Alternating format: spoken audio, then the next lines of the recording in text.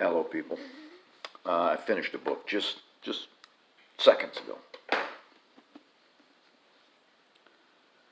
Werner Herzog, Every Man for Himself and God Against All. Uh, it's not a typical book for me, but I really enjoy Herzog's films, and I was under the impression this was his only book. It's not. So, I don't know. I may look for others, but probably not. I didn't take too many notes out of the book. I kind of just zipped right through this.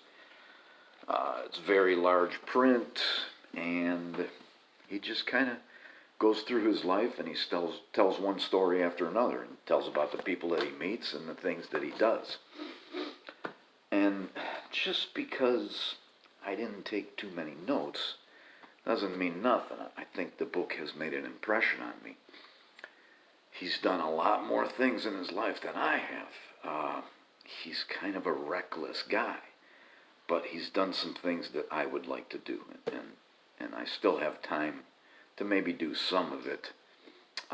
He's gone on a lot of walking journeys, and I think I would like to do that. I've done some hiking in my life, but not much. It's a good book. If you get a chance to get it. It's a brand new book. It was published in 2023. Written by Werner himself.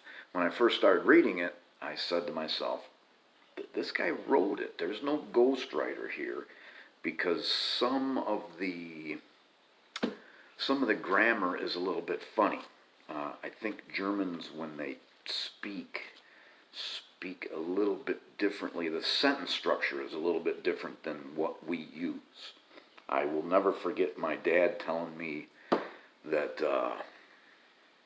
and I'm not sure if I still understand this or not, but the Germans would say, throw the horse out the window some hay. And, we would not make the sentence like that. Just a quick story about trying to find this book. In Florida, they have Books A Million, which is kind of like the big bookstore here. It's a nice store, just like a Barnes & Noble, except a little bit less than a Barnes & Noble. And I went to the counter, and I said, do you have Herzog's latest book?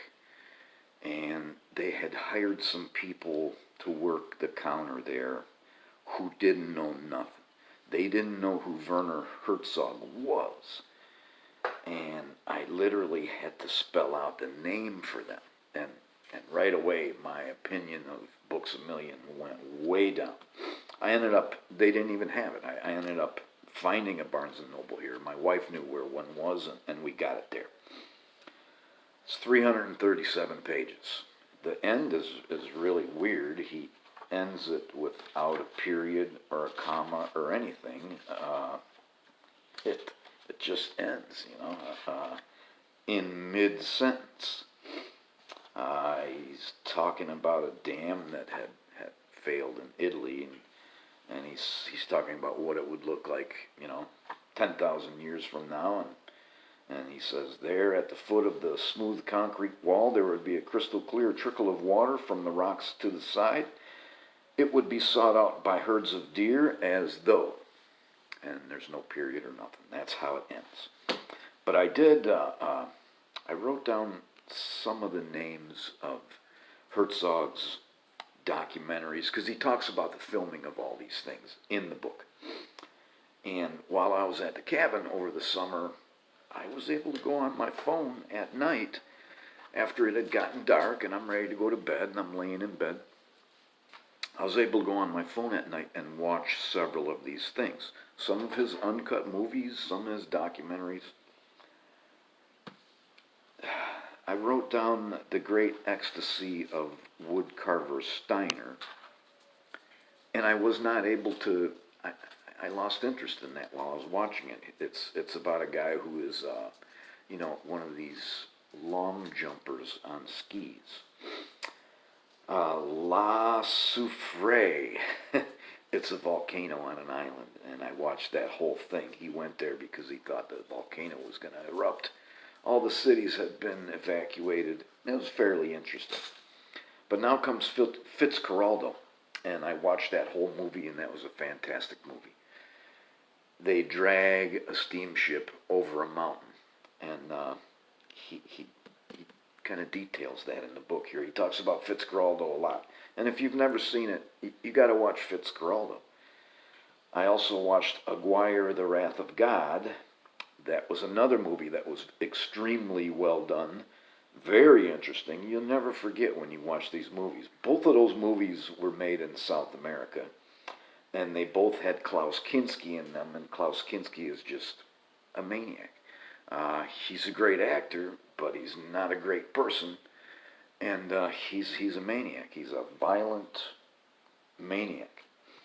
Grizzly Man. I watched Grizzly Man. I think a lot of us have seen Grizzly Man, and that was another really good movie. Cobra Verde I watched, and Cobra Verde is another Kinski thing.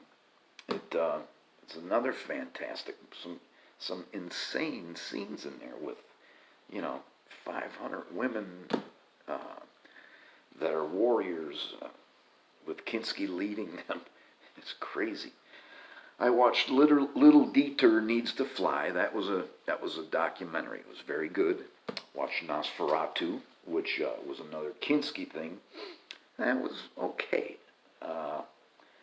He does a documentary about the oil fires in Kuwait as the Iraqi army retreats and sets fire to these oil wells. That was just a beautiful, beautiful documentary. I do have something to read here. Page 50.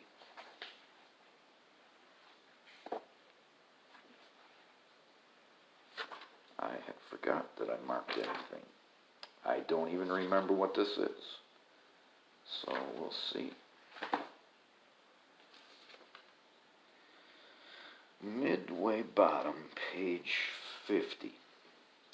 What I found oppressive at the time was the way that a lot of intellectuals, the writer Günter Grass among them, had vehemently opposed the idea of German reunification. For that reason, I heartily detested him. The fact that shortly before he died, Grass confessed to having been in the SS didn't surprise me, but I had some admiration for his courage in dealing with his past. I thought only its writers would be able to keep Germany together. I wanted to make a loop around Germany to hold it together like a belt. Yeah, he tries to walk all the way around the country of Germany, and he never does finish. But I marked that off because I have read a book by Günter Grass. It's called Peeling the Onion, and it's a very good book, and he does talk about his time in the SS. Only I don't know that Herr Grass was completely truthful about his time in the SS. He claims to have never fired his weapon, and I don't know about that. There's another documentary called Bells from the Deep that I watched. It's about superstition and religion in Russia, in rural Russia. That was pretty good. And then Herzog does some documentaries about people on death row, and I watched as many of those as I could find because they were really good. He's just got a great voice, and the way he talks about things, his pauses and everything, make his documentaries very well. So, this is a good book. Find it if you can and read it. I read it in like 3 days. Thanks for watching.